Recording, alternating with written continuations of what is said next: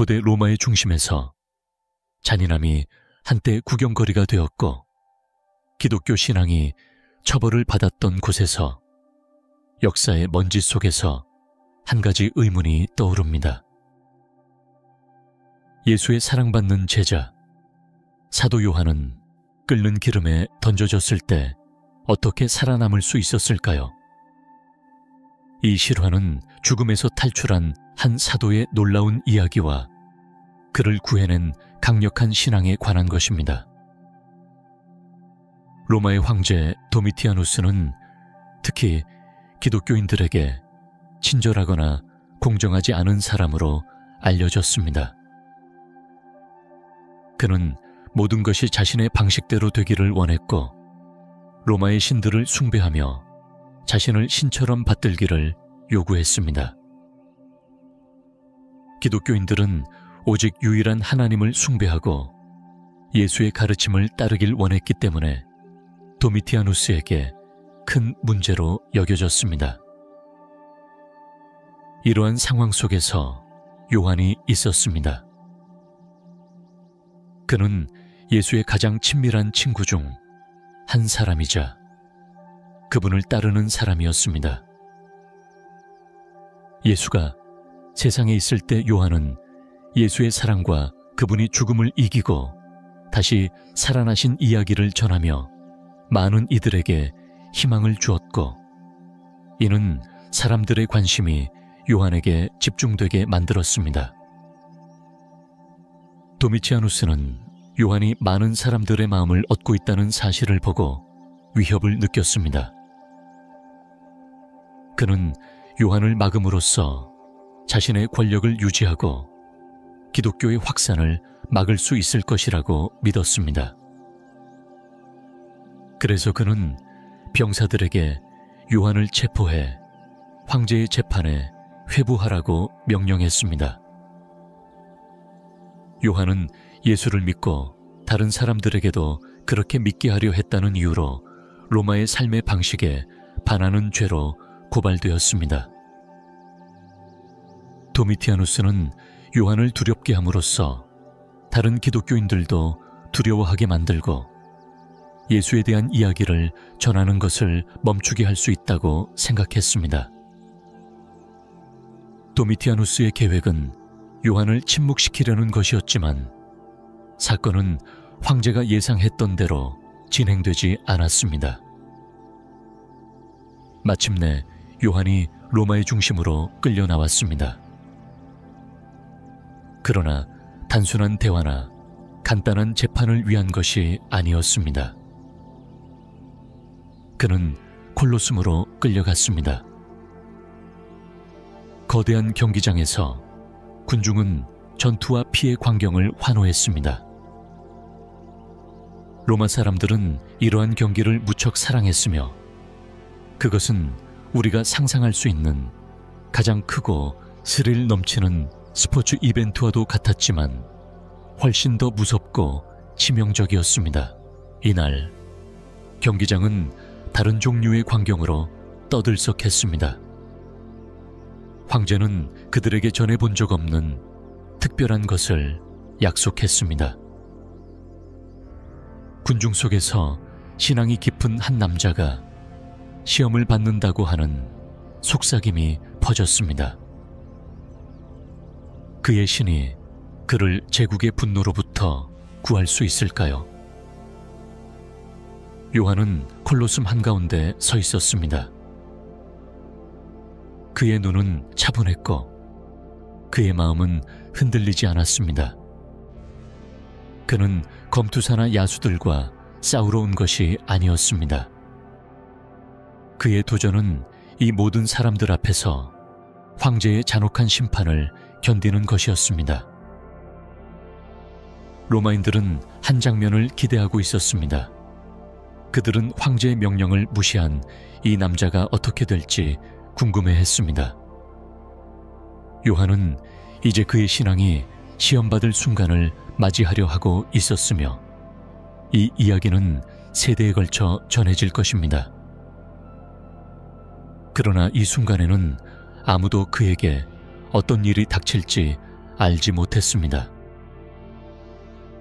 한 가지 질문이 공기 중에 맴돌았습니다. 예수와 함께 걸었던 한 남자의 확신을 흔들 수 있는 것은 무엇일까요? 한쪽에서 끓는 기름이 준비되고 그 증기는 마치 지옥의 문이 열리는 것처럼 피어올랐습니다. 군중이 모여 고집스러운 기독교인들에 대한 황제의 또 다른 힘의 과시를 기대하며 소리쳤습니다.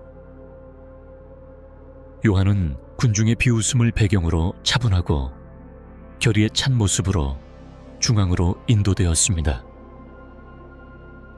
그가 끓는 솥에 던져지자 군중은 숨을 죽였지만 고통의 비명소리 대신 침묵이 찾아왔습니다. 그 후 놀라움과 불신의 숨소리가 터져나왔습니다. 뜨거운 기름에 담갔던 요한은 상처 하나 없이 솟아올랐습니다.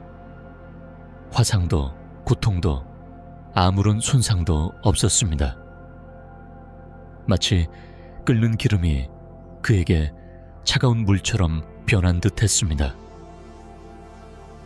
군중은 충격과 경이로 가득 찬 숨소리를 내며 이 특별한 순간을 목격했습니다. 요한은 그들 앞에 서서 황제의 명령보다 더 위대한 힘에 살아있는 증거가 되었습니다. 이 장면을 본 군중은 깊은 숙고의 순간을 맞이했습니다. 황제는 분노와 두려움에 찬 표정으로 요한의 결의를 꺾지 못했을 뿐만 아니라 오히려 기독교 신앙을 더욱 높이고 말았습니다. 요한에게 해를 입힐 수 없다는 것을 깨달은 도미티아누스는 다른 방법을 택할 수밖에 없었습니다. 그는 요한을 원래 계획했던 처형 대신 그를 추방할 것을 명령했습니다. 요한은 기독교 신앙의 굳건함의 상징이 되었고 도미티아누스는 이 예기치 못한 결과에 어떻게 대처할지 몰랐습니다. 결국 도미티아누스는 요한을 판모스 섬으로 유배해 보냈습니다. 판모스 섬은 황폐한 추방지였으나 요한에게는 신성한 계시의 안식처가 되었습니다. 세상의 혼란으로부터 떨어져 고독 속에서 요한은 하나님과 깊은 연결을 경험했습니다. 하늘이 그에게 열리며 마지막 심판과 선이, 악을 이기는 궁극적 승리의 묵시적 환상이 그에게 계시되었습니다. 이 글들은 죽음의 문턱까지 갔다가 상처 없이 돌아온 사람의 권위를 담고 있으며 절박한 진정성과 무게를 지니고 있습니다. 요한계시록으로 알려지게 된 이 책은 예언과 약속이 복잡하게 엮인 작품으로 앞으로 올 수많은 신자들에게 희망과 인내의 원천이 되었습니다. 콜로스의 함성과 황제의 악의에서 멀리 떨어진 판모스의 고요 속에서 요한의 유산은 확립되었습니다. 그는 끓는 기름에서 살아남았을 뿐만 아니라 그 시대의 권세를 초월하여 죽음의 도구를 생명의 원천으로 바꾸어 놓았습니다. 판모스의 고독은 사도 요한의 영향력을 약화시키기는커녕 오히려 그의 신앙을 더욱 굳건하게 만들었습니다. 기독교 신자들 사이에서 요한의 생존 이야기는 신의 은총과 힘의 이야기로 전해졌고 박해를 당하는 자들에게 용기를 북돋워 주었습니다. 요한의 기록된 환상들은 하나님의 보호와 영감을 제공하는 부인할 수 없는 증거로 퍼져나갔으며 그의 말씀은 우주의 전투와 미래의 영광으로 가득 찬 이미지로 고통받는 이들에게 위로를 제공했습니다.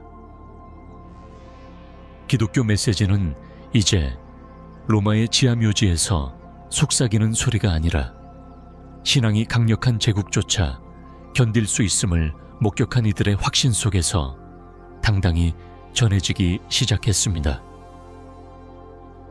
요한의 이야기는 예수님을 위한 강력한 증거로서 주님을 의심하지 않고 두려움 속에서도 신앙을 지킬 것을 권면합니다.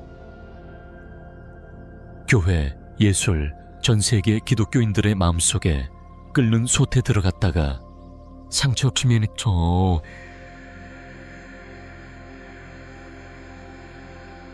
없이 나오는 요한의 모습은 역경을 이겨내는 신앙의 강력한 상징이 되었습니다. 이 이야기는 신자들이 자신의 신념을 굳건히 유지하도록 격려하며 하나님께서 그들을 모든 도전에 걸쳐 지지하고 계심을 상기시킵니다. 흔들림 없는 신앙을 통해 우리는 가장 어려운 시련도 이겨낼 수 있음을 알려줍니다. 사도 요한의 이야기에 대해 더 알고 싶으시면 저희 다른 영상을 통해 요한계시록과 그가 pat모스 섬에서 들었던 7 천둥에 대해 자세히 탐구해 보세요.